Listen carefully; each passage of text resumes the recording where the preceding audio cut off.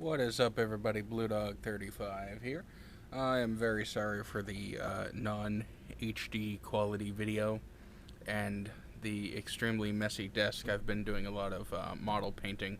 Also, my absolutely atrocious fingernails. But then again, I am not, I'm not going to impress nobody. So, I'm recording this with my webcam, which is up there. It's not HD. It's not anything fancy.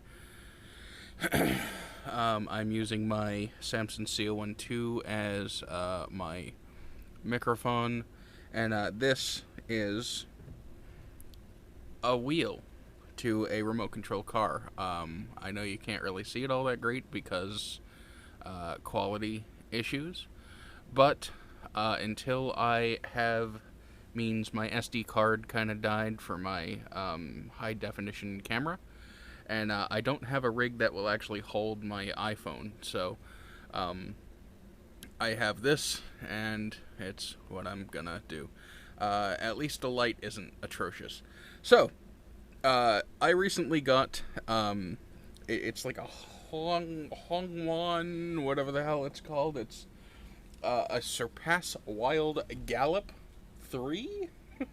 6-wheel drive, electric 1/10 scale, truck. It looks like actually, you know what, I'll put up a picture. Boom.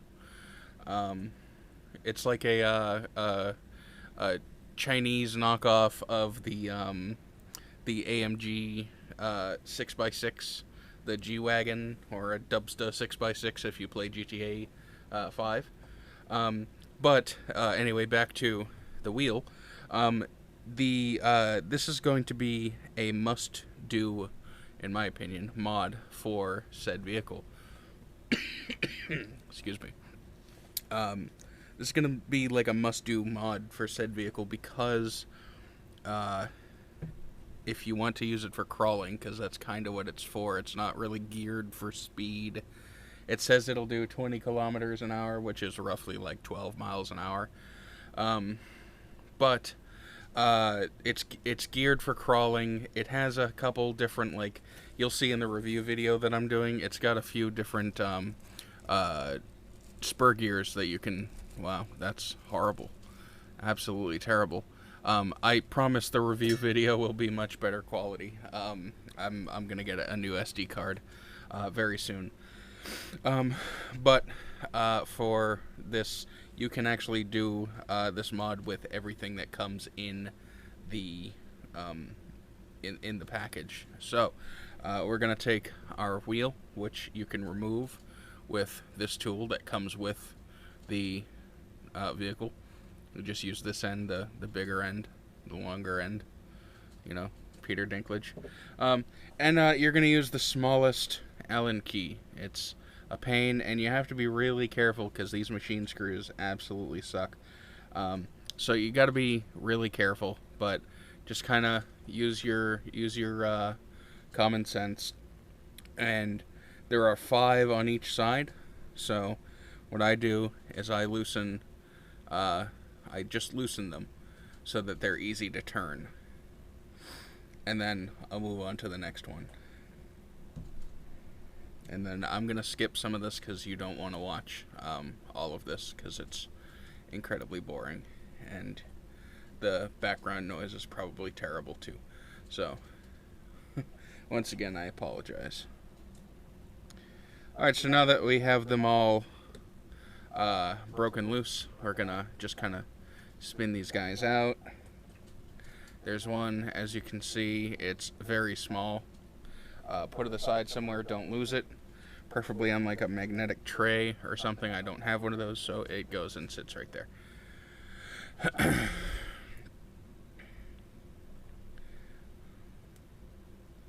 Once again, be very, very careful. The machined screws are very easy to strip, especially a small Allen size like this.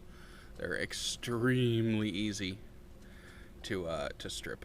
And it's no fun if you do, because then you gotta go at them with pliers, and then you gotta find some self-tapping screws, and it's actually a lot easier to do if you have a proper screwdriver with this Allen key on it, but I do not have access to that at the moment. all of my tools are in the garage, and it's dark out, and there's no lights in the garage, because I gotta plug all my lights in. So, yeah. But once you have all of those out, you're going to take this right here, and there's actually a lip underneath, and it's a ring, and you're just going to give it a pull, as I make a fool out of myself. Give me a second. You're just going to give it a pull. There we go. And it's going to come off, like so. And there we go. That is the quote-unquote bead lock. Then, it's more of a bead sandwich than a bead lock. But you're going to flip the tire over, or the wheel over, the wheel assembly over, and do the same thing you did again. Just imagine you have to do this 6 times. Well, you don't have to, but if you want optimal crawling performance, then you probably should. It's a good idea. And if you haven't guessed what I'm doing by now, actually I can't remember if I said what I'm doing. I think all I said was it's a must-do mod. So, if you haven't guessed, or if I haven't said, or, you know, if I can't remember, or my brain is absolute garbage, I am taking the foam inserts out of the tires because they cause the tire itself to be harder than it should be. They're springy and not conducive to very good grip when you're on nubby terrain. Nubby, is that even the right word? I don't know, probably not. But anyways, we have one more screw left, and I'm sorry for not editing most of this out. It's boring, I know.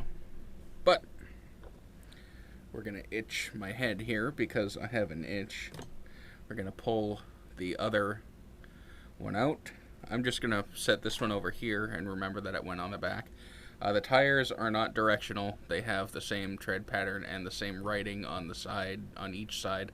I know you can't tell that, but you can, believe me, this one time. Then you are going to take the tire and kind of do one of these guys.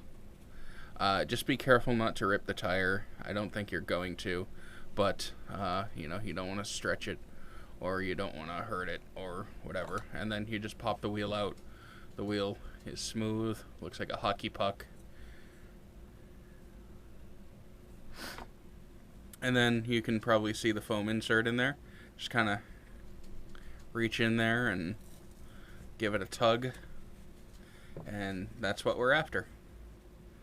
And then after you take that out and set it aside somewhere, and you generally want to keep these just in case, but you'll see that the tire is a lot more, you know, I know it's like, oh, how hard can foam be, but you'd be surprised. Then it's really just the opposite of disassembly. Put the tire back on the rim, like so. And you want the bead to match on both sides with the rim. So that's pretty close. It's not great, but once again, you'll have to believe me. This one, there we go. You don't really have to worry about lining up holes, because that was for the back. This is for the front. You don't have to worry about lining up holes, at least with the tires, because, like I said, it's more of a bead sandwich than a bead lock. So you're going to stick this guy back on and line the screw up with the hole for the screw on the actual wheel, and turn it in a few turns so that the threads start to take. Then go to the other side, and I know you can't see this, I'm very sorry, I'll probably reshoot this when I have access to my video camera. Come on, get in there. But you get what I'm doing. You get the gist of it. Parents are pissed, but the kids love it. 9mm heaters stashed in 2-seaters with meat cleavers. I don't blame you. I wouldn't let Haley listen to me neither. And I done goofed. So here we go. This guy goes in there. And just get everything started. And then kind of like with a real car, when you're putting the wheel/tire assembly on an actual vehicle, you just want to go in a star pattern. You don't want to, you know, NASCAR style. You want to go from here to here to here to here to here. So we'll do a star pattern. Get one side down, then we will turn it over and do the other side. Alright, guys.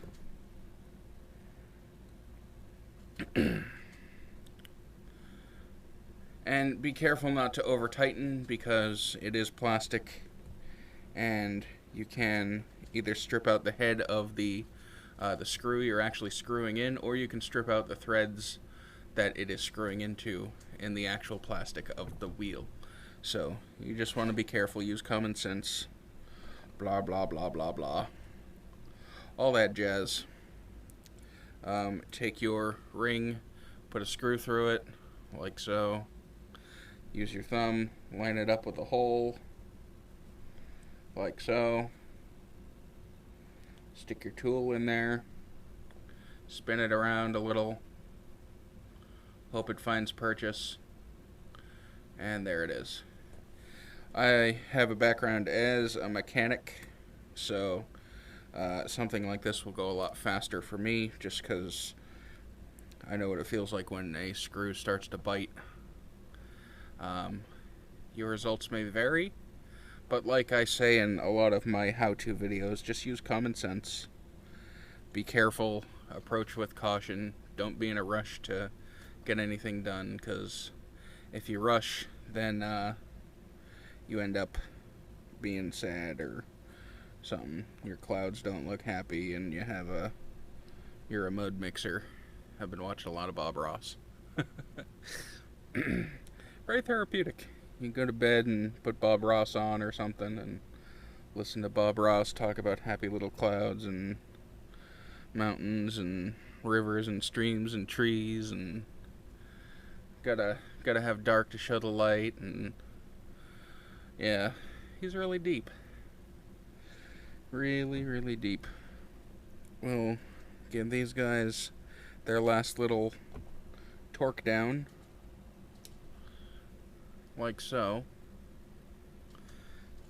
I'm just gonna, I know I'm going out of order, but I just wanted to check that one. And boom, you're done. I know nothing really got accomplished because it's all just a bunch of random pixels, but you can kind of see the result. This is one that doesn't have an insert. This is one that does, so I don't know if you can see that. You probably can't, but this one right here is a lot squishier than this one. I don't know if you can see that. If you can, cool. If you can't, take my word for it. But anyways, I'm going to move on to the next one. And yeah, thank you for watching this video. I appreciate it greatly. I will probably reshoot that, or reshoot this, because of the horrible, horrible, horrible quality. But I'm going to move on to the next one. I won't record it because you already saw it. And I'm tired, so after I'm done doing this, I'm going to take a nap. But anyways, like I said, thanks for watching. Be on the lookout for the actual review of the vehicle. If that's something that you're interested in, then, you know, I highly recommend subscribing, liking, commenting, rating, whatever way is thumbs up. That's a thumbs down. I can't even tell my camera's backwards and all that stuff. So, yeah, you know the drill. Check out the links in the description, and I will catch you all in the next video. Thank you for watching. I appreciate it.